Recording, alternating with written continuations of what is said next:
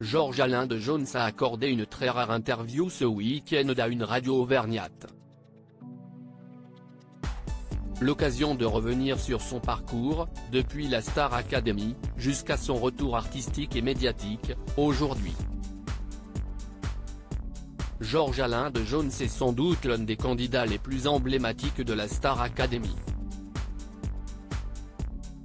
En 2002, il se fait connaître du grand public en intégrant le château de Damary-les-Lys aux côtés d'Emma, Houssine ou encore Nolwenn.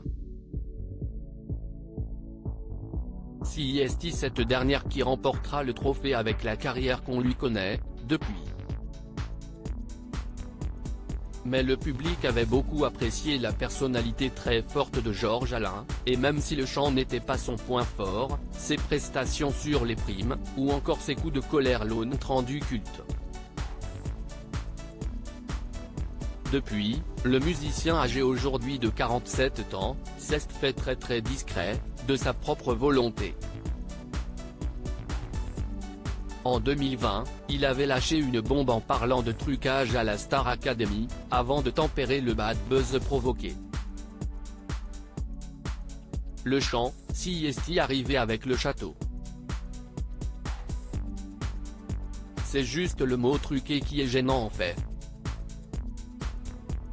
Mais où est-ce qu'on situe la limite entre truqué et orienté? Chacun voit les choses comme il veut.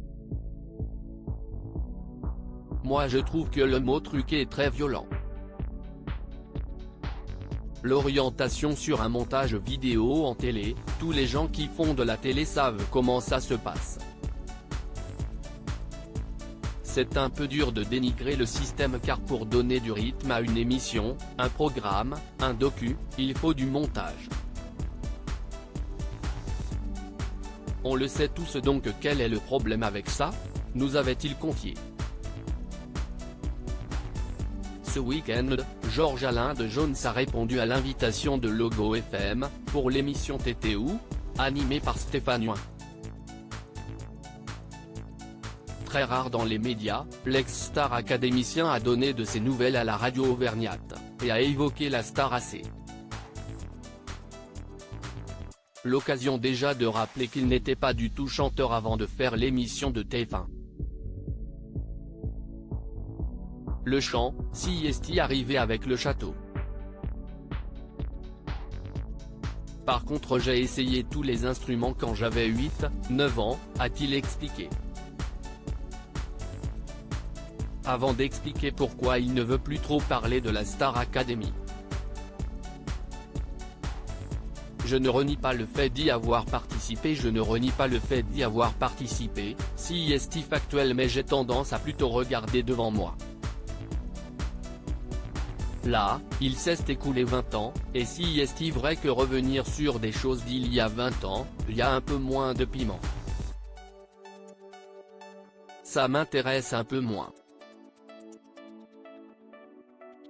C'est pas que je crache dans la soupe, c'est plutôt que je regarde devant et que je suis passé à autre chose depuis, reconnaît-il. 3 ans après la Star Academy, Georges Alain de Jones sortait son tout premier album intitulé New Jersey.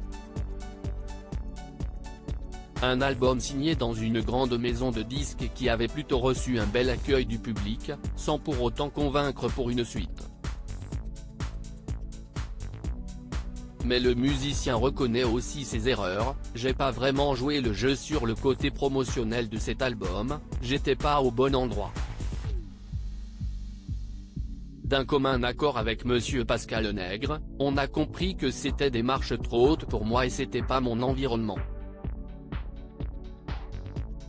J'avais besoin d'être plus libre que ça et c'est vrai que quand on signe des contrats avec des majors, à juste titre on doit des comptes et moi, pour rendre des comptes, il y a meilleur que moi, explique celui qui est ensuite devenu commentateur sportif sur MCS Extrême. J'ai un peu l'impression d'évoluer dans un monde parallèle pour autant, Georges Alain de Jones n'a jamais abandonné la musique. Je ne sais pas si j'aime ça mais j'ai l'impression que ça a tout le temps été là.